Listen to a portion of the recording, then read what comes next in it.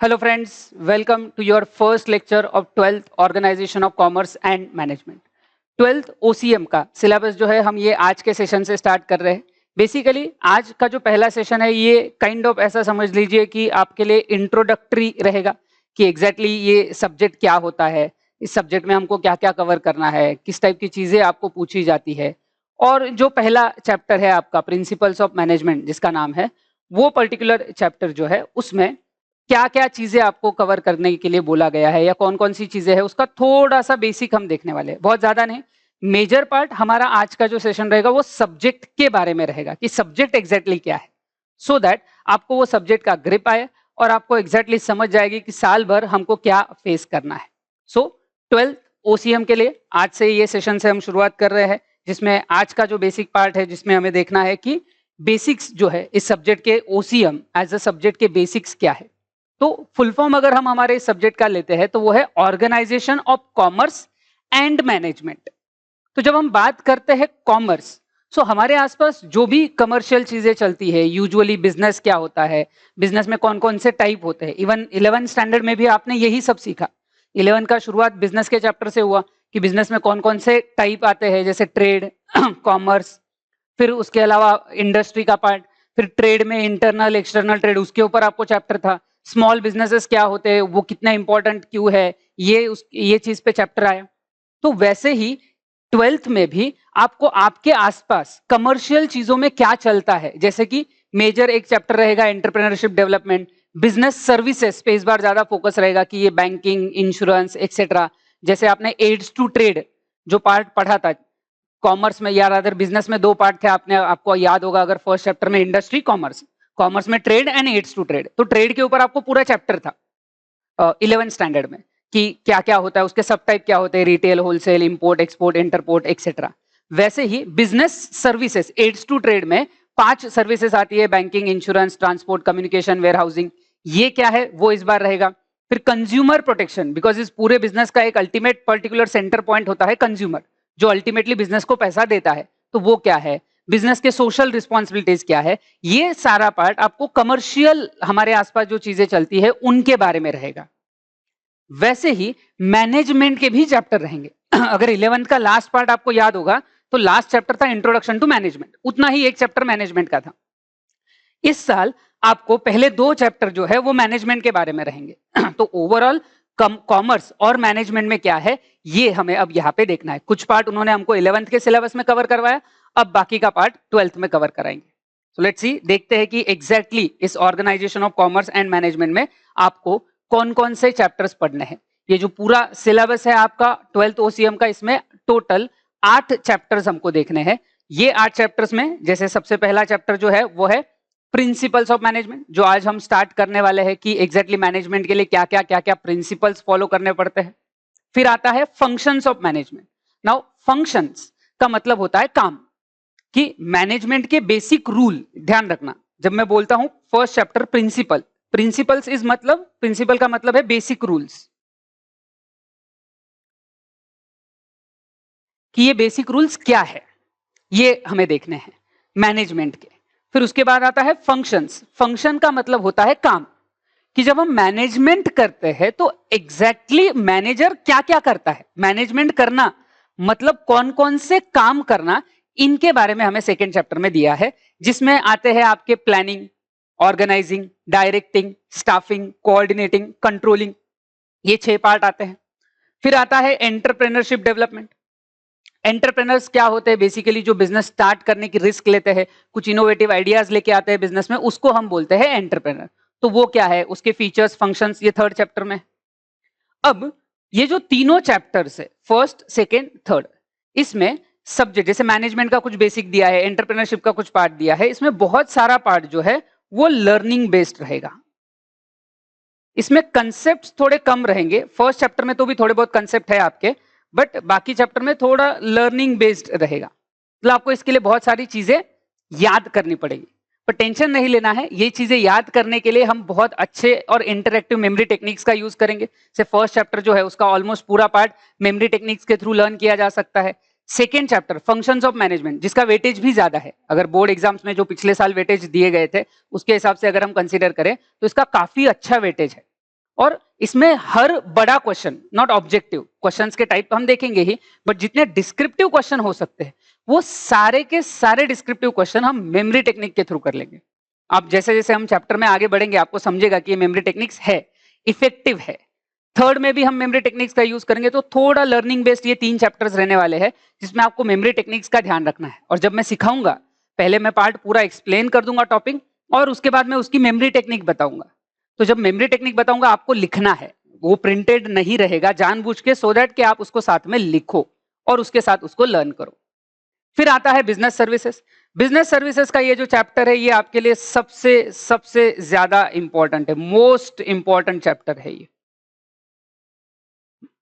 हर तरीके से मतलब अगर हम कंसेप्ट्स की बात करें तो बिजनेस सर्विसेज में बहुत सारे रियलिस्टिक कंसेप्ट है, स्पेशली बैंकिंग, इंश्योरेंस, ये दोनों में बहुत सारा प्रैक्टिकल नॉलेज आपको मिलेगा, बहुत सारी प्रैक्टिकल चीजें वहां पे दी गई है। तो बिजनेस सर्विसेज में रहेगा बैंकिंग, इंश्योरेंस, ट्रांसपोर्ट आसान हो जाता है, ट्रांसपोर्ट, वेयर हाउसिंग, कम्युनिकेशन, ये इजी है। बट पहले 2 सर्विसेज में बहुत बहुत इंटरेस्टिंग कंसेप्ट और इंटरेस्टिंग चीजें हम सीखने वाले हैं बिजनेस सर्विसेज में। तो कंसेप्चुअल रहेगा, प्रैक्टिकल नॉलेज रहेगा, और एग्जाम में इसका वेटेज सबसे ज्यादा है। और ये आपके सिलेबस का सबसे बड़ा चैप्टर है। मतलब आप ऐसा समझ लो कि 7 में से ये 7 चैप्टर्स अगर हम परसेंटेज वाइज देखें, टोटल 8 चैप्टर्स 100% अगर मैं कंसिडर करूं, तो इसकी जो क्वांटिटी है, इवन अगर आप टेक्स्ट बुक देखोगे, टेक्स्ट बुक में नंबर ऑफ पेजेस देखो, या जब मैं आपको नोट्स दूंगा नोट्स में नंबर ऑफ पेजेस देखो, सबसे बड़ा चैप्टर है ये। ऑलमोस्ट ऐसा समझ लो कि आपके 8 चैप्टर का अगर मैं परसेंटेज करूं तो 20-25% ये एक इकलौते चैप्टर का है, और उसका एग्जाम वेटेज भी उतना ही है। फिर emerging mode of business, 5th chapter, जिसमें अगर हम पिछले 15-20 साल से बात करें, बिजनेस सबको पता है, बट पिछले 20-25 साल से जब से कंप्यूटर्स, इंटरनेट, नेटवर्क ये सब आया है, बिजनेस करने के तरीके बदल गए। बिजनेस वही है, आज भी लोग बिजनेस करते वक्त चीजें खरीदते हैं, बेचते हैं, पर तरीका बदल गया। ऑनलाइन सेलिंग ज्यादा स्टार्ट हो गई, हर छोटी मोटी चीज की ऑनलाइन ऑर्डर आजकल हो सकती है, डिलीवरीज बढ़ गई। पहले बहुत मेजर सिटीज में ये होता था, अब छोटी छोटी सिटीज में भी आप ऑनलाइन अमेजॉन, फ्लिपकार्ट, इनके थ्रू डिलीवरी कर सकते हो। तो ये जो बिजनेस के तरीके बदले हैं, ये बदले हुए तरीके, बिजनेस वही है पर उसको करने के तरीके बदल गए। देखो क्या लिखा है यहाँ पे, emerging modes of business, business करने के मोड, तरीके बदले हैं। क्या न्यू डेवलपमेंट ये पिछले 20-25 साल में आया है, वो आपको यहां सिखाया जाएगा। फिर 6th पार्ट में अगर हम देखते हैं सोशल रिस्पॉन्सिबिलिटी ऑफ बिजनेस, इसको 11th में भी थोड़ा सा उन्होंने टच किया था। 11th के फर्स्ट चैप्टर में आपको दिए थे ऑब्जेक्टिव्स ऑफ बिजनेस, 2 पार्ट थे, इकोनॉमिक ऑब्जेक्टिव्स जो प्रॉफिट और पैसे से रिलेटेड थे, और दूसरे सोशल ऑब्जेक्टिव।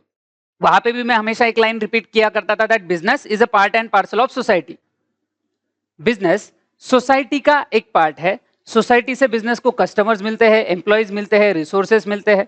तो अगर सोसाइटी से बिजनेस को ये सारे बेनिफिट हो रहे हैं, तो बिजनेस की भी कुछ रिस्पॉन्सिबिलिटीज है टुवर्ड्स द सोसाइटी, और वो क्या क्या है, ये सारी चीजें समझाने के लिए पूरा चैप्टर आपको दिया गया है, social responsibilities of business. Then 7th part आता है कंज्यूमर प्रोटेक्शन, काफी इंटरेस्टिंग चैप्टर है, बिकॉज हमारे आसपास सारे हम डे टू डे लाइफ में बहुत सारी चीजें खरीदते हैं, कंज्यूम करते हैं, यूज करते हैं, बाय करते हैं, और ये सारी चीजों में सेलर आपके कम नॉलेज का या आपका गलत फायदा ना उठाए, आपको डोमिनेट ना करे, इसके लिए जो रूल्स बनाए गए हैं, जो रेगुलेशन बनाए गए हैं, इवन एक एक्ट, कंज्यूमर प्रोटेक्शन एक्ट 1986 पास किया गया है, इसमें रिसेंटली अमेंडमेंट्स भी हुए, चेंजेस भी आए हैं, और इसमें कंज्यूमर के राइट स्पेसिफाई किए हैं। तो ये क्या क्या राइट्स है, कंज्यूमर खुद को कैसे प्रोटेक्ट कर सकता है। इस कंज्यूमर प्रोटेक्शन एक्ट में बेसिकली जुडिशियल सिस्टम भी दिया है कि जहां पे आप अपने जस्टिस के लिए जा सकते हो, डिस्ट्रिक्ट लेवल पे, स्टेट लेवल पे, नेशनल लेवल पे, ये सारा पार्ट कंज्यूमर प्रोटेक्शन के चैप्टर में आप सीखोगे। And last but not the least is the marketing. अब मार्केटिंग जो है ये बेसिकली एग्जैक्टली कैसे प्रोडक्ट मार्केट तक लाया जाता है। यूजुअली कोई भी इन जनरल जब हम नॉर्मल सेंस में बात करते हैं मार्केटिंग, तो एडवर्टाइजमेंट करना मतलब मार्केटिंग करना, ऐसा लोग समझते हैं। बट याद रखना, एडवर्टाइजमेंट करना is the one part of marketing. Marketing मतलब सिर्फ एडवर्टाइजमेंट नहीं है। Right from the development of product develop करते वक्त कि वो कैसा होना चाहिए, सो दैट कस्टमर उसको खरीदे। फिर कस्टमर अगर खरीदना चाहता है तो उस तक पहुंचो, not only through advertisement but physically उस तक ये सर्विस या गुड्स कैसे पहुंचेंगे। ये सारा जो प्रोसेस होता है, ये पूरा प्रोसेस मार्केटिंग का पार्ट है। तो मार्केटिंग में सिर्फ एडवर्टाइजमेंट नहीं है, और भी फैक्टर्स होते हैं। ये जो सारा पार्ट है ये आपको इस सिलेबस में पढ़ाया जाएगा। तो बेसिकली अगर हम ओवरव्यू करते हैं, तो ये जो सारे चैप्टर्स है 8 चैप्टर्स आपके 100 मार्क के सिलेबस के लिए रहेंगे जो हमें इस साल पढ़ने हैं। सबको मैंने थोड़ा थोड़ा ब्रीफली एक्सप्लेन किया ही है। आज जैसे कि मैंने पहले भी बोला हम सिर्फ बेसिक्स देखने वाले हैं सो दैट आपको सिंप्लीफाइड वे में समझ जाए कि एग्जैक्टली ये सिलेबस क्या है। आगे बढ़ेंगे। एग्जाम स्ट्रक्चर की बात करते हैं तो टोटल वैसे आपका देखा जाए तो पेपर जो है या टोटल वेटेज जो है उसका just a second, yes 100 marks का है। 100 मार्क टोटल रहेगी जिसमें से 80 मार्क्स का पेपर रहेगा आपको जो फाइनल एग्जाम में देना रहेगा।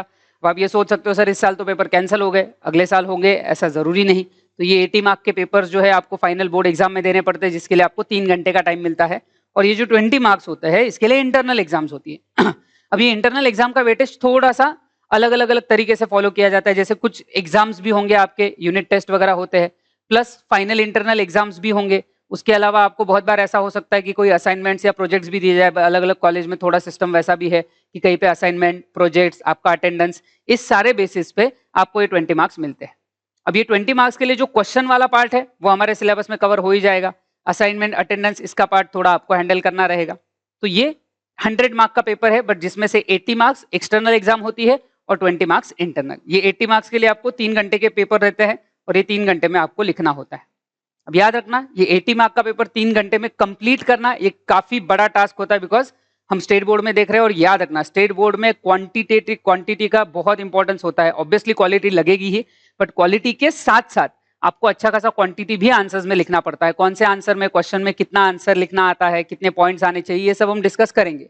बट ये ध्यान रखना इसके लिए आपको राइटिंग प्रैक्टिस ये काफी इफिशिएंटली करनी पड़ेगी। जब जब हम सीखेंगे हमारे सीखने के साथ साथ ही आपको ये राइटिंग प्रैक्टिस करनी है। एग्जाम स्ट्रक्चर के बाद एक आगे बढ़ने के पहले आपको एक छोटी सी चीज दिखाना मैं प्रेफर करूंगा। एक छोटी सी चीज रहेगी, छोटा सा क्लिप है, आप देखो फिर मैं आपको बताऊंगा कि हम एग्जैक्टली ये क्यों देख रहे हैं।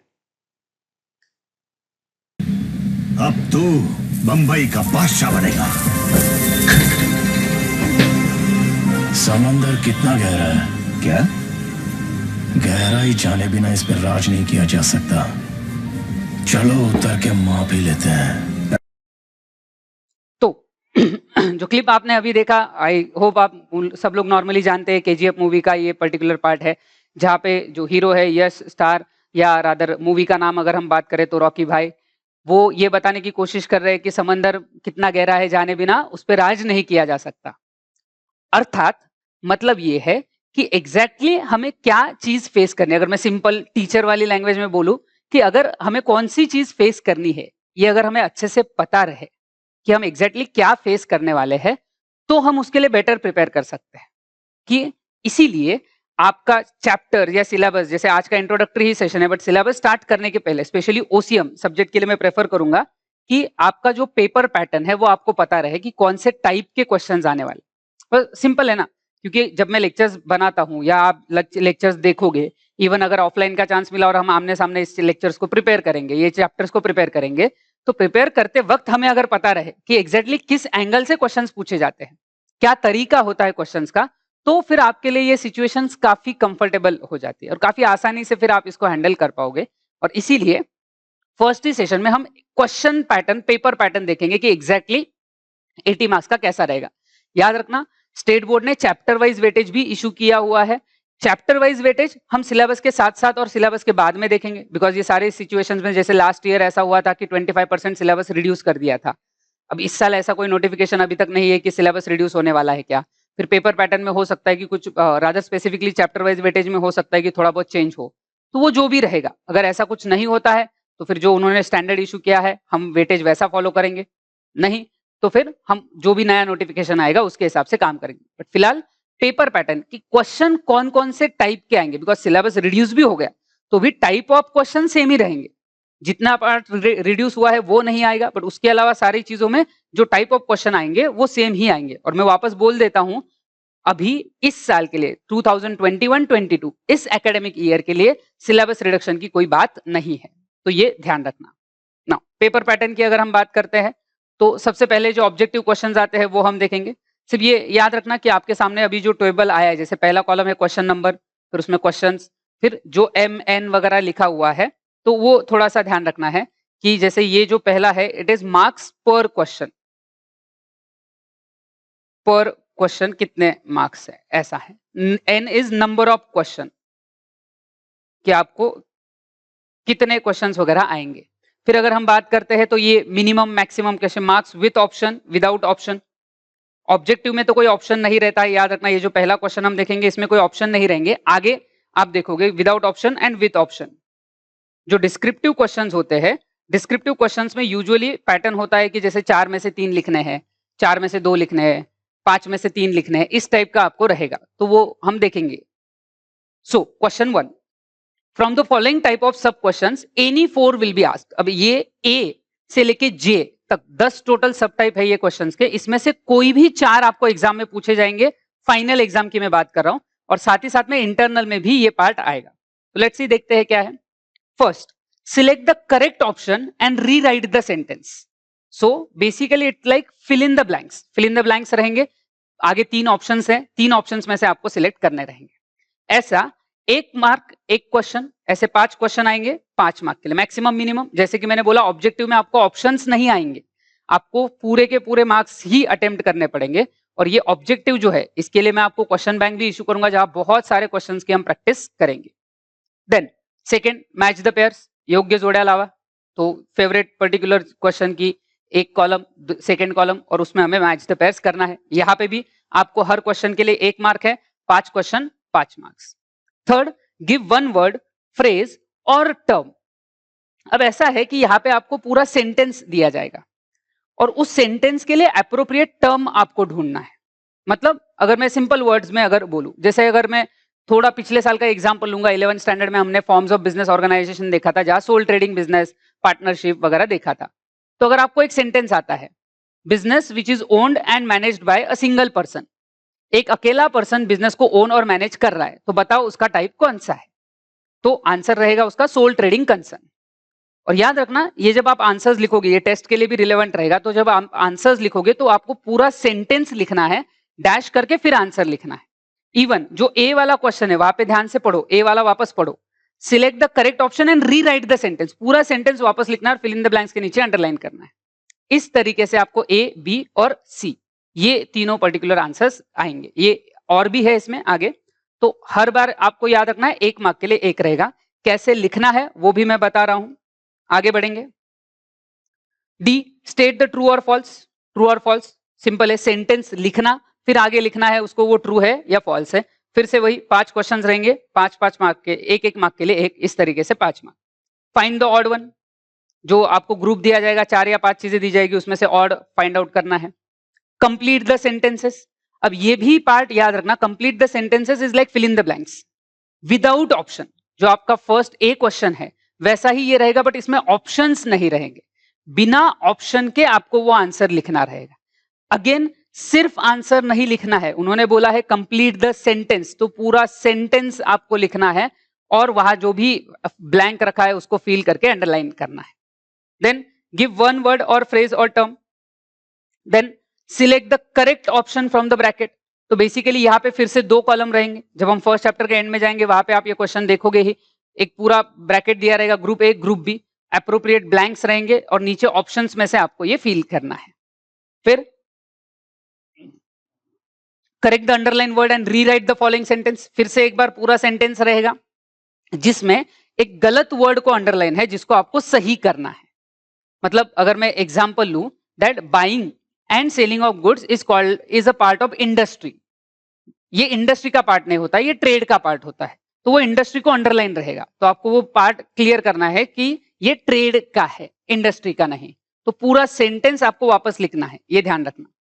Then arrange in proper order, जहां जहां प्रोसीजर्स दी होती है उनका सीक्वेंस रहेगा, मिसमैच सीक्वेंस रहेगा, हमको उसे सही सीक्वेंस में लिखना है।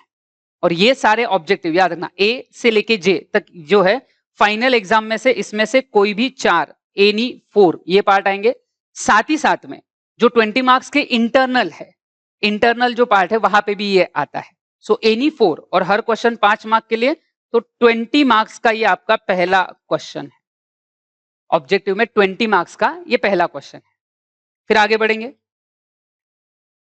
ये पहला क्वेश्चन हुआ। Question number 2, explain the following terms और कंसेप्ट। अब आप यहां पे देख सकते हो नंबर ऑफ क्वेश्चन यहां लिखा है 4/6, मतलब 6 क्वेश्चन आएंगे, उसमें से 4 लिखने हैं। तो इसलिए फिर आप ये marks without option and with option. तो ऑब्वियसली ये डिस्क्रिप्टिव रहेगा, तो इसमें ऑप्शंस नहीं लिखने हैं। आपको जितना आता है उतने पार्ट आपको लिखने हैं, जैसे 6 में से कोई भी 4 लिखो, एक चीज 2 मार्क के लिए रहेगी। Then third, study the following case or situation and express your opinion. ये काफी इंटरेस्टिंग क्वेश्चन होता है, बिकॉज मतलब मेरे हिसाब से ये जो न्यू सिलेबस उन्होंने ऐड किया, इवन इकोनॉमिक्स में ओसी एसपी हर सब्जेक्ट में इस टाइप का क्वेश्चन आया है, which is a good thing. Because आपको एक सिचुएशन देते हैं, प्रैक्टिकल सिचुएशंस देते हैं, और उस सिचुएशन के बेसिस पे क्वेश्चन बनाना है, उस सिचुएशन पे आंसर ढूंढना है आपको। तो ये काफी काफी इंटरेस्टिंग और काफी अच्छा टाइप ऑफ क्वेश्चन इंट्रोड्यूस किया है, जहां पे आपको एक्चुअल एनालिसिस यूज करना पड़ता है कि उस सिचुएशन में क्या दिया है, कैसे दिया है, फिर उस एनालिसिस के हिसाब से आपको ये करना रहेगा। तो यहाँ पे भी 3 केस स्टडीज आएंगे, जिसमें से 2 लिखने हैं, एक केस स्टडी में 3 क्वेश्चन, ऐसे टोटल 6 मार्क्स आपको रहेंगे।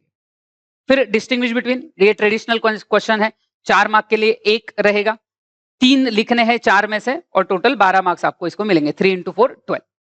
तो अब अगर हम इसकी बात करते हैं, तो डिस्टिंग्विश बिटवीन जब 4 मार्क के लिए आता है, तो एक 7 से 8 पॉइंट डिस्टिंग्विश बिटवीन के आपको लिखना एक्सपेक्टेड है। तो बहुत सारे पॉइंट्स बनाए जा सकते हैं, जब हम देखेंगे टॉपिक्स में तो आप समझ जाओगे। Answer in brief, it's like short notes, ये भी 4 मार्क के लिए है, इसमें से 3 आएंगे, 3 में से कोई भी 2 लिखने हैं। अब नॉर्मली 4 मार्क के लिए भी आपसे एक्सपेक्टेड रहेगा कि 7 से 8 पॉइंट लिखे जाए, अनलेस क्वेश्चन में खुद दिया है। जैसे अभी हम पहला चैप्टर जो पढ़ने वाले हैं ओसीएम का 12th का, तो उसमें आपको प्रिंसिपल्स ऑफ मैनेजमेंट है, हेनरी फेयोल और FW Taylor, Frederick Winslow Taylor, इन्होंने प्रिंसिपल्स दिए हुए हैं। तो हेनरी फेयोल ने 14 प्रिंसिपल्स दिए, एफडब्ल्यू टेलर ने 6 प्रिंसिपल दिए, 6। तो आपको अगर ऐसा क्वेश्चन आया, write down any 5 principles of management given by Henry Fayol, Henry Fayol, तो 14 में से 14 पूरे नहीं लिखने, 8-10 भी नहीं लिखने, उन्होंने 5 बोले हैं। जस्ट एक गलती ना हो इसके लिए सेफ साइड 6 लिखना, 5 पूछे, एक सेफ साइड एक एक्स्ट्रा लिख देना, ताकि कोई अगर गलत हो गया तो भी आपको मार्क्स इतने नहीं कटेंगे।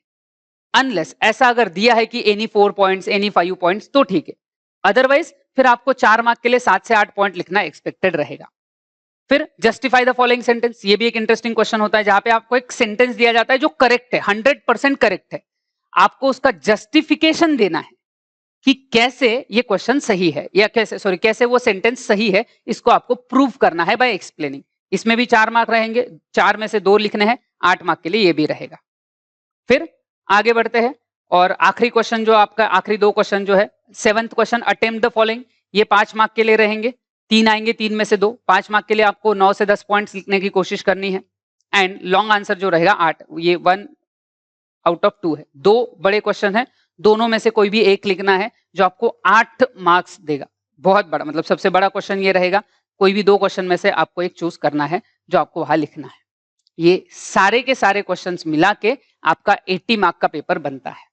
अब ध्यान रखना, ऑप्शंस अवेलेबल है, तो कौन से ऑप्शन सिलेक्ट करने चाहिए, कौन सा सही रहेगा, कौन सा गलत रहेगा, कौन सा क्वेश्चन कितने टाइम में लिखना है, ये सारी चीजें मैं आपको टेस्ट के वक्त बताऊंगा। जब हमारा फर्स्ट चैप्टर हो जाएगा, हर चैप्टर के बाद हमारे टेस्ट होंगे, और जब टेस्ट हो जाएंगे, तो टेस्ट होने के पहले, फर्स्ट टेस्ट होने के पहले मैं आपको बताऊंगा कि एग्जैक्टली ये आपको पेपर कैसे लिखने होते हैं, कौन से मार्क के लिए कितने पॉइंट्स आएंगे, ये भी मैं वापस बताऊंगा। कौन सा क्वेश्चन कितने टाइम में होना चाहिए, टाइम का बहुत बहुत बहुत इंपॉर्टेंस रहेगा। तो कौन सा क्वेश्चन कितने टाइम में होना चाहिए, ये भी हम डिस्कस करने वाले हैं। सो इवेंचुअली जैसे जैसे हमारे टेस्ट होते जाएंगे, हम इस पार्ट को डिस्कस करेंगे। तो ये जो है सारा पार्ट, ये है पेपर पैटर्न की एग्जैक्टली आपको एग्जाम में क्या फेस करना है। ये सारे अलग अलग टाइप के क्वेश्चन हम हर चैप्टर के बाद डिस्कस करेंगे। इसके अलावा मैं आपको क्वेश्चन बैंक दूंगा, जिसमें आपको सारे एडिशनल क्वेश्चंस कवर रहेंगे, आपको कोई और अलग बुक लेने की जरूरत नहीं पड़ेगी। 2 बुक्स बेसिकली आपको मिलने वाले हैं, एक नोट्स, रेगुलर नोट्स जिनके साथ हम सीखेंगे, और दूसरा क्वेश्चन बैंक, जिसमें हम क्वेश्चन आंसर्स की एडिशनल प्रैक्टिस करेंगे। तो इस हिसाब से आपको ये पेपर मैनेज करना है, तो ये ध्यान रखना। नाउ ये हो गई बात पेपर पैटर्न की। पेपर पैटर्न के बाद अगर हम आगे बढ़ते हैं, तो फिर क्या क्या हम करेंगे, कैसे ये काम चलेंगे। तो सबसे पहला रहेगा आपको पीपीटी, जब हम लेक्चर चलेंगे तो उसके साथ रिवीजन के लिए, पढ़ने के लिए पावर पॉइंट्स का मैं यूज करूंगा। नोट्स आपको दिए जाएंगे, नोट्स में जैसे मैंने बोला आपको 2 बुक्स मिलने वाले हैं, 2 बुक्स रहेंगे, जिसमें से एक नोट्स का पार्ट रहेगा, जो पूरा कलर बुक आपको मिलने वाला है इस साल से, तो पूरा कलर बुक आपको दिया जाएगा। सिर्फ फर्स्ट चैप्टर जब हम स्टार्ट करेंगे, तब तक मैं सिर्फ आपको सॉफ्ट कॉपी देने वाला हूं पीडीएफ में फर्स्ट चैप्टर की। फर्स्ट चैप्टर कंप्लीट होते होते, बिकॉज इन प्रोसेस है और ये सब सिचुएशन में जो कोविड का पार्ट है, धीरे धीरे चीजें स्टार्ट हो रही है, तो ऑर्डर्स में है ये पेंडिंग। तो आने वाले 5-6 दिनों में, 7-8 दिनों में आपको ये नोट्स भी इशू होंगे, क्लास से ही आपको ये नोट्स इशू किए जाएंगे। तो पहला पार्ट जो है उसका वर्क, पहला बुक नोट्स का, वो आपको अभी 7-8 दिन में मिलेगा और क्वेश्चन बैंक आपको थोड़े और दिनों के बाद मिलेगा। तो ये 2 बुक्स मिलेंगे आपको, रादर हर सब्जेक्ट के लिए रहेगा ये, इको ओसी सबके लिए। क्वेश्चन एंड आंसर सेशंस रहेंगे, स्पेसिफिकली हम क्वेश्चन आंसर्स रोज हमारा जो पार्ट चलेगा उसके साथ में रिवाइज करूंगा। जो क्वेश्चंस हमने कल पढ़े हैं वो अगले दिन भी रिवाइज होंगे, लेक्चर खत्म होते होते भी रिवाइज होंगे, और मेरे साथ रिवीजन आपको करते रहना है। बहुत बहुत इंपॉर्टेंट है, बिकॉज थ्योरी सब्जेक्ट्स की अगर हम बात करें, कंसेप्ट समझना, उनको याद रखना और लिख पाना, तीनों चीजें इंपॉर्टेंट है। ऑब्वियसली सबसे इंपॉर्टेंट चीज है उसको समझना, बट समझने के बाद उसको रीराइट करते आना चाहिए कि आपको जब एग्जाम में पूछा जाएगा तो आपको अच्छे से लिखते आने चाहिए। और इसीलिए फिर आपको मेरे साथ ये रिविजन्स की प्रैक्टिस करनी है। एंड देन टेस्ट रहेंगे आपके, जो भी आपके पार्ट चैप्टर वाइज आपके टेस्ट होते रहेंगे। तो ये जो सारा पार्ट है ये सिलेबस के स्ट्रक्चर से रिलेटेड था कि एग्जैक्टली हमें इस सिलेबस में क्या देखना है। फिर अगर हम आगे बढ़ते हैं तो आपका जो फर्स्ट चैप्टर है प्रिंसिपल्स ऑफ मैनेजमेंट, ये क्या है वो हम डिस्कस करने वाले हैं। इसका थोड़ा सा बेसिक पार्ट हम आज डिस्कस करेंगे। इसका जो मेजर क्वेश्चन है वो भले ही कल स्टार्ट होगा, बट बेसिक पार्ट जो है वो मैं आज ही डिस्कस करने वाला हूं। तो ध्यान रखना है प्रिंसिपल्स ऑफ मैनेजमेंट।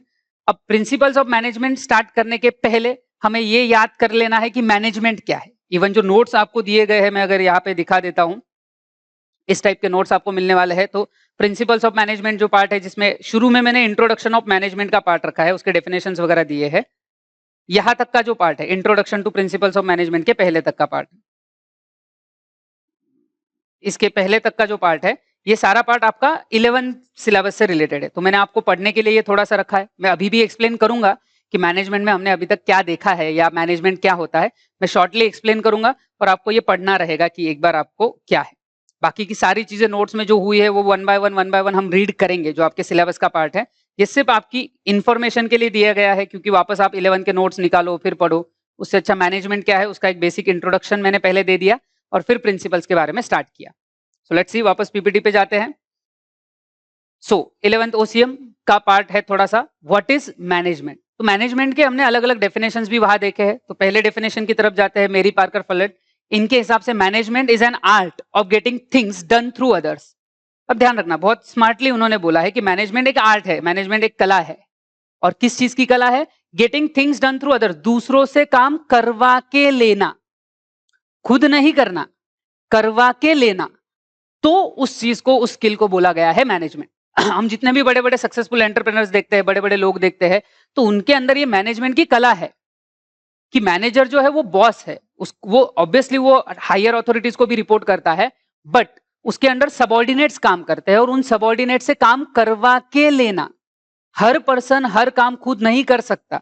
तो आप कोई भी बड़ा बिजनेसमैन देख लो, से फॉर एग्जांपल अगर हम मुकेश अंबानी की बात करते हैं कि रिलायंस इंडस्ट्रीज का इतना बड़ा एम्पायर है, 200 400 50 60 जो भी उनकी कंपनीज है, सब्सिडीज है, इतने सारी कंपनीज है। तो इसका मतलब ये नहीं कि हर कंपनी का शटर ओपन करने वो रोज खुद जाते हैं कि चलो आज दुकान खोलनी है, तो मुकेश अंबानी सुबह सुबह अपने जो 27 फ्लोर का उनका जो पूरा घर है, बंगला है, मकान है, जिस जो भी बोल दो, वहां से बाहर निकले और आज रिलायंस इंडस्ट्रीज की पूरी इंडिया में 50 फैक्ट्री है, तो जाओ हर फैक्ट्री का ताला खोलने गए, मुकेश अंबानी जा रहे ताला खोल रहे, चलो दुकान खुल गई और फिर नहीं, ऐसा नहीं होता। मतलब इमेजिन करना थोड़ा डिफिकल्ट है, सुनने में भी अजीब लगता है कि मुकेश अंबानी शटर के ताले खोल रहे, शटर ऊपर नीचे कर रहे, नहीं, वो ये नहीं करते। बट उनके पास वो सिस्टम है, उनके पास वो स्किल है कि वो ये लोगों से करवा के लेते हैं। And that is what is a management, कि हम लोगों से काम करवा के लेने की जो कला है उसको मैनेजमेंट बोलते हैं। फिर एक और डेफिनेशन था हेनरी फेयोल, ये नोट्स में भी दिया हुआ है आपको। So to manage is to forecast. Manage करना मतलब क्या? Forecast and plan. फोरकास्ट करना मतलब अंदाजा लगाना कि आगे क्या हो सकता है, उस अंदाजे के हिसाब से फिर प्लानिंग करो। टू ऑर्गेनाइज, काम करने के लिए जो जो रिसोर्सेस लगते हैं, जैसे land, labour, capital, factors of production हम जिनको इकोनॉमिक्स में बोलते हैं, उन सबको एक साथ लाना। टू कमांड, उनको ऑर्डर्स देना, डायरेक्ट करना। To coordinate and to control, यही सारी चीजें हमें सेकेंड चैप्टर में देखनी है। Functions of management, planning, organising, directing, coordinating, controlling, staffing, ये सारी चीजें करना मतलब मैनेजमेंट है। तो अगर आप प्लानिंग करते हो, ऑर्गेनाइजिंग करते हो, डायरेक्टिंग, स्टाफिंग, कोऑर्डिनेटिंग, कंट्रोलिंग, मतलब आप मैनेजमेंट कर रहे हो। अब ये सारी चीजें क्या है? ये हम सेकेंड चैप्टर में पढ़ने ही वाले हैं। तो ये बेसिकली मैनेजमेंट का पार्ट है। सो मैनेजमेंट बेसिकली शुरुआत इस जगह से हुई थी कि कोई भी काम डन करना, कोई भी काम पूरा करना, ये मैनेजमेंट होगा। बट फिर धीरे धीरे उसमें एलिमेंट्स बढ़ते गए और आज की डेट में मैनेजमेंट एक काफी क्रूशियल फैक्टर है। हर जगह याद रखना, मैनेजमेंट ऐसा नहीं है कि सिर्फ बिजनेस में ही काम होता है। इवन जो नॉन बिजनेस ऑर्गेनाइजेशन है, मतलब अगर कोई चैरिटेबल ट्रस्ट है जो गरीब बच्चों के एजुकेशन के लिए काम करता है, या सपोज फॉर एग्जांपल गरीब लोगों के मेडिकल हेल्प के लिए काम करता है, कोई चैरिटेबल इंस्टीट्यूशन है, तो वो चैरिटी जमा करते हैं, उनके लिमिटेड रिसोर्सेज में उनको काम करवाते हैं। ये सब जब वो करते हैं चैरिटेबल इंस्टीट्यूशन में, उसमें भी उनको रिसोर्सेस लगते हैं, वहां पे भी मैनेजमेंट का स्किल होगा, तभी तो वो गोल्स अचीव होंगे। मैनेजमेंट को वो टारगेट्स अचीव करने होते हैं, कोई भी हो, तो वो बिजनेस ऑर्गेनाइजेशन हो, गवर्नमेंट ऑर्गेनाइजेशन हो, even day to day life में हम हमारी घर की चीजें मैनेज करते हैं। तो मैनेजमेंट यूनिवर्सल है, हर जगह, हर ऑर्गेनाइजेशन में, छोटे बड़े, बिजनेस नॉन बिजनेस, हर जगह मैनेजमेंट करना पड़ता है। और ये मैनेजमेंट करना मतलब फिर हमें ये सारे काम करने पड़ते। सो बेसिकली मैनेजमेंट का ये पार्ट दिया है। See managing 5 M's, management is nothing but managing 5 M's, man, money, machines, material and methods. ये 5 M मैनेज करना मतलब मैनेजमेंट। फिर आगे दिया है मैनेजमेंट इज इंडिस्पेंसिबल। इंडिस्पेंसिबल मतलब अनअवॉइडेबल, आप मैनेजमेंट को अवॉइड नहीं कर सकते। In all organisation, whether it is a business firm, a government, hospital, a college और अ क्लब, कोई भी चीज देख लो, यूनिवर्सल है, हर जगह रहेगा, अनअवॉइडेबल है, बिना मैनेजमेंट के आप कोई भी चीज चला नहीं सकते। Management is a creative force which helps in the optimum utilisation of resources. Resources का ऑप्टिमम यूटिलाइजेशन करना मतलब कम से कम रिसोर्सेज में ज्यादा से ज्यादा चीजें अचीव करना, वेस्टेज ना करना, उसको हम बोलते हैं ऑप्टिमम यूटिलाइजेशन। और मैनेजमेंट का टारगेट वही है कि कम से कम रिसोर्सेस में जो ऑब्जेक्टिव्स हमने डिसाइड किए हैं, उन ऑब्जेक्टिव्स को अचीव करने के लिए मैनेजमेंट काम करता है। अब ये मैनेजमेंट हो गया। अब ये मैनेजमेंट करने के कुछ बेसिक फंडामेंटल रूल्स हैं जिनको हम बोलते हैं प्रिंसिपल्स। और याद रखना, प्रिंसिपल ये सिर्फ मैनेजमेंट में होते हैं ऐसा नहीं, हर चीज के अपने बेसिक फंडामेंटल रूल्स होते हैं जिनके ऊपर वो स्टडी खड़ा होता है। जैसे अगर मैं बात करूं, इवन अकाउंट्स आप पढ़ते हो तो अकाउंट्स के भी बेसिक प्रिंसिपल है, बेसिक रूल है। से फॉर एग्जांपल आप अकाउंट्स के गोल्डन रूल पढ़ते हो, दैट रियल अकाउंट है तो debit what comes in, credit what goes out. Personal account है तो हम बोलते हैं debit the receiver, credit the giver. Nominal account है तो debit all the expenses and losses, credit all the income and gains. ये आपने अकाउंट में सीखा है। तो ये क्या है? Basic rule. और वही रूल फॉलो करके आपको अकाउंटिंग करनी है। बिना वो रूल्स फॉलो किए आप अकाउंटिंग कर ही नहीं सकते। और अगर आप करोगे, मतलब आप वो रूल्स गलत अप्लाई कर दोगे, तो आपका अकाउंटिंग का जो अल्टीमेट रिजल्ट है वो सही नहीं रहेगा। मतलब जो प्रॉफिट एंड लॉस आप ढूंढोगे वो गलत निकलेगा। इवन आप P&L बनाते वक्त भी और भी बाकी प्रिंसिपल्स फॉलो करते हो। जैसे फॉर एग्जांपल अगर हम अक्रूड कंसेप्ट की बात करें, जहां पे आप outstanding income, advance income, outstanding expenses, ये सारे एडजस्टमेंट्स करते हो, ये भी अकाउंटिंग प्रिंसिपल है कि एक साल में उसी साल का हिसाब आना चाहिए। अब ये सारे रूल्स है, आप अकाउंटेंट अगर उनको गलत अप्लाई करेगा तो अकाउंटिंग गलत होगी। सेम मैनेजमेंट में है कि मैनेजमेंट बेटर कैसे हो सकता है इसके प्रिंसिपल्स है, ट्राइड एंड टेस्टेड है। ऐसा नहीं कि किसी दिन उठे और दे दिए प्रिंसिपल, नहीं, उन्होंने सोच समझ के ये प्रिंसिपल्स दिए हुए, सोच समझ के बना के उनको रिसर्च करके फिर ये प्रिंसिपल्स दिए हैं। तो ये काफी बने बनाए प्रॉपर प्रिंसिपल्स है। अब मैनेजमेंट अगर उनको सही अप्लाई करेगा, मैनेजर उसको सही अप्लाई करेगा तो वो सक्सेसफुल रहेगा। अगर वो उनको अच्छे से अप्लाई नहीं करेगा तो वो गलत हो जाएगा, वो टारगेट अचीव नहीं होंगे। तो ये प्रिंसिपल बेसिक फंडामेंटल रूल है जो मैनेजर्स ने फॉलो करने चाहिए। Let's see, principle is defined as fundamental truth, base or proposition that serves as the foundation for a system of a belief or behavior or for a chain of reasoning। कि कोई भी काम करने का सबसे base, fundamental truth, that serves as the foundation, base है वो, for a system of belief और बिहेवियर और for a chain of reasoning. तो जो भी आप काम करते हो तो क्यों ऐसा करना, उसके पीछे जो अल्टीमेट रीजन है, लॉजिक है, बेस है, वो होता है आपका principal. In simple word, techniques or system which give one directional result are called as principles. These principles are universal, ध्यान से सुनना, universal and applicable everywhere। हर जगह, हर सिचुएशन में आप ये प्रिंसिपल्स अप्लाई करते हो। भले भी जैसे अकाउंट की बात करें, दुनिया में कहीं पे भी जाओ, जो 3 बेसिक गोल्डन रूल है अकाउंटिंग के वही रहेंगे। आप वो कहीं पे भी सीखो, आपको अप्लाई सेम ही करना है। सेम मैनेजमेंट का भी रहेगा, मैनेजमेंट के भी प्रिंसिपल्स यूनिवर्सल है, हर जगह उनका एप्लीकेशन रहेगा। रिजल्ट्स अलग अलग हो सकते हैं क्योंकि सिचुएशन अलग है, हर बिजनेस की प्रॉब्लम अलग होती है, हर ऑर्गेनाइजेशन की प्रॉब्लम अलग है, तो हर प्रॉब्लम के हिसाब से हमें वो प्रिंसिपल्स अप्लाई करने पड़ते हैं। सो ये जो पार्ट है ये है प्रिंसिपल्स एग्जैक्टली क्या है। अब हम नोट्स में जाएंगे। अब ध्यान रखना ऐसा होगा कि मैं पहले पॉइंट्स का एक्सप्लेनेशन करूंगा कि एग्जैक्टली उस पॉइंट में क्या लिखा है, और उसके बाद फिर हम उसका रीड भी करेंगे नोट्स में से। सो दोनों होगा पहले एक्सप्लेनेशन होगा, फिर हम रीडिंग पे जाएंगे, और फिर लर्निंग। सो समझना, रीड करना, और फिर साथ में लर्न करना, ये हमें अप्लाई करना है। और जैसे कि मैंने बोला राइटिंग प्रैक्टिस इंपॉर्टेंट है, तो ये रूल याद रखना है आपको कि जितना मैं रोज पढ़ाऊं लेक्चर होने के इमीडिएटली बाद उतना पार्ट आपको लिखना है। ऑब्वियसली ये जो इंट्रोडक्शन टू मैनेजमेंट ये आपके सेल्फ रीडिंग के लिए है, ये वाला पार्ट यहाँ तक जो मैंने हाईलाइट किया था, क्योंकि ये 11th का है तो ये नहीं लिखा चलेगा, सिर्फ पढ़ा तो भी चलेगा। जहां मैंने हाईलाइट किया है introduction to principles of management, उसके ऊपर जो 11th का बेसिक है, वहां से आगे का जो पार्ट है introduction to principles of management, यहां से आगे का पार्ट, तो जितना मैं पढ़ाता हूं रोज उतना पार्ट आपको लिखना है। और याद रखना ये होमवर्क चेक होगा, जब भी ऑफलाइन होंगे तब तो डेफिनेटली आपको नोटबुक रखने पड़ेंगे, साथ ही साथ में मेमोरी टेक्निक्स भी मैंने बोला है आपको लिखने ही है, तो उसी बुक में आप कंटिन्यू करना। और ज्यादा कुछ नहीं करना है, जितना रोज पढ़ाया उतना रोज लिखोगे तो तकलीफ नहीं आएगी। लेक्चर्स में भी अगर हम बात करें तो हफ्ते के आपके 4 या 5 लेक्चर्स आएंगे हर सब्जेक्ट के, तो ऐसा नहीं होगा कि आपके ऊपर राइटिंग का लोड बहुत ज्यादा रहेगा। तो 1-2 दिन बीच में वो ब्रीदर भी रहेगा, आपको ब्रीदिंग स्पेस भी रहेगा जिसमें आप ये कंप्लीशन कर सकते हो। बट प्लीज रोज के रोज लिख लेना, because majority students over the period जो प्रॉब्लम फेस करते हैं कि उनको टॉपिक समझ जाता है, टॉपिक याद हो जाता है, प्रॉब्लम ये आती है कि कितना भी करो पेपर कंप्लीट नहीं होता है। बिकॉज क्या है कि जैसे 10th तक अगर आपका सीबीएसई बोर्ड रहा हुआ है, तो जैसे पिछले साल भी तो पूरे एग्जाम हुए नहीं थे, बट फिर भी सीबीएसई बोर्ड में बोलो या आईसीएसई में बोलो बहुत ज्यादा लिखना नहीं होता है। तो जो सीबीएसई बोर्ड से स्टेट बोर्ड में आए हैं वो तो बहुत अच्छे से ये राइटिंग प्रैक्टिस करो, बिकॉज बिना उस प्रैक्टिस के आप वो पेपर कंप्लीट नहीं कर पाओगे, बहुत लिखना पड़ता है।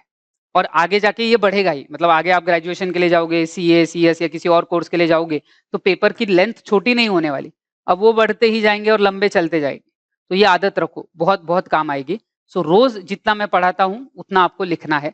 मैं पहले दिन के लिए ये बोल रहा हूँ कि जो 11th का बेसिक मैंने आपको दिया है मैनेजमेंट का, वो आपको रीड करना है, सिर्फ रीडिंग रखना है, बट वहां से आगे की चीजें पढ़नी है। लेट्स सी क्या दिया है उन्होंने, ये introduction to principles of management, और उसके पार्ट में क्या दिया है उतना हम पढ़ेंगे, फिर बाद में आगे बढ़ेंगे। See in every type of business organisation, non business organisation and even in social life, ध्यान रखना business organisation, non business organisation and even social life, management is required. हमने देखा management is indispensable, unavoidable, universal, हर जगह apply होता है। Management is the key to success in achievement of a goal. तो जितना अच्छा मैनेजमेंट करोगे उतना ज्यादा सक्सेसफुल होंगे। Management is considered as one of the required sources of business organization like machine, material, money. For establishing coordination between all other resources of organization, one needs to know about the management. हमने देखा ना management is an art of getting work done through others. तो resources है, मतलब for example आपको कोई business करना है, प्रोडक्शन करना है, तो आपको मशीन चाहिए, रॉ मटेरियल चाहिए, लेबर चाहिए। अब आपके पास मशीन है, लेबर है, रॉ मटेरियल है, उनको खरीदने के लिए पैसा है, बट ये अपने आप काम नहीं करते हैं। मतलब आपने एक साइड मशीन रख दी, एक साइड आदमी खड़ा कर दिया और मशीन चालू हो गई, काम हो रहा है, नहीं, उनसे काम करवाना पड़ता है, उन लोगों को बोल के वो काम करवाना पड़ता है, तब जाके मैनेजमेंट होता है। Therefore, it is observed that the importance of management is growing rapidly. बिना मैनेजमेंट के बिजनेस नहीं होगा, बाकी रिसोर्सेस को काम पे लगाना पड़ता है। Various management thinkers have introduced different management theories as per their field observation and systematic study. तो अलग अलग एक्सपर्ट ने अलग अलग थ्योरीज दी है। हमारे सिलेबस में 2 एक्सपर्ट्स की बात हम करेंगे, Henri Fayol and Frederick Winslow Taylor. There are various principles, theories and techniques of management which give results in same direction, but its use is varying, changing from organization to organization, situation to situation and person to person. अब ये थोड़ा सा ध्यान रखना कि ये जो principles है ये हर सिचुएशन में सेम नहीं है, बिकॉज हर बिजनेस का प्रॉब्लम सेम नहीं। जैसे अगर कोई बिजनेस नया है तो उस बिजनेस का गोल है कि मार्केट में सेटल हो, एक बार सेटल हो जाएंगे फिर धीरे धीरे धीरे पैसा रिकवर करना स्टार्ट होगा। कोई ऑलरेडी बहुत सक्सेसफुल बिजनेस है, उनको नए ब्रांचेस स्टार्ट करने हैं, उनका गोल अलग है। डाइवर्सिफिकेशन करना है, मतलब आप ऑलरेडी एक टाइप का बिजनेस कर रहे हो, अब आपको दूसरे टाइप में इन्वेस्ट करना है, डाइवर्सिफाई करना, ऐसा बोलते हैं। तो हर बिजनेस की या हर ऑर्गेनाइजेशन की पॉलिसीज अलग है, टारगेट्स अलग है, और उन टारगेट्स के हिसाब से, उन पॉलिसीज के हिसाब से काम करना है। तो प्रिंसिपल जो है उनका एप्लीकेशन वेरी होगा, चेंज होगा। वराइंग होना मतलब चेंजिंग रहेगा, from organisation to organisation, situation to situation and person to person. मतलब ये सिचुएशन टू सिचुएशन बदलता है, इसीलिए हम इसको बोलते हैं कि ये रिलेटिव है। ये रिलेटिव कंसेप्ट है कि सिचुएशन के हिसाब से हमें अप्लाई करना पड़ता है। In brief, short, management sets the strategic goals in accordance with the vision mission of the organization and make decision in how the overall organization will operate. तो ऑर्गेनाइजेशन का विजन मिशन क्या है? Basically goals. एक point हम पढ़ेंगे या आपने management features में पढ़ा होगा, मैनेजमेंट इज गोल ओरिएंटेड, कि टारगेट है और वो अचीव करने के लिए मैनेजमेंट हेल्प करेगा। Management is often included as a factor of production. It harmonise करना, एक साथ लेके आना, all functions of business organization such as planning, organizing, staffing, coordinating and controlling which are termed as functions of management. तो management में आपको एक ही काम करना है ऐसा नहीं है, आपको प्लानिंग भी करना है, ऑर्गेनाइजिंग, स्टाफिंग, कोऑर्डिनेटिंग, ये सब करना है। ये सारे factors, there are other functions, हम नेक्स्ट चैप्टर में देखने ही वाले हैं। Now meaning and definition of principle. While achieving goal of an individual or an organization, it is always important to use different systems or technique. तो हर problem के लिए same technique नहीं, अलग अलग टेक्निक्स हैं। Some of these techniques are accepted universally, hence they are called as principle. हर जगह वो अप्लाई हो रहे हैं, हर जगह वो ट्रूथ है या हर जगह वो फायदेमंद है ये प्रिंसिपल्स, और इसीलिए वो फॉलो होते हैं। It provide guideline to manager to conduct all organisational activities on specific basis. It helps the manager to take effective decision and to achieve the organisational goals. तो प्रॉपर डिसीजन लेना और goals achieve करने के लिए ये principal काम आते हैं। Now principle is defined as fundamental truth or proposition that serves as the foundation for a system of a belief और बिहेवियर और for a chain of reasoning.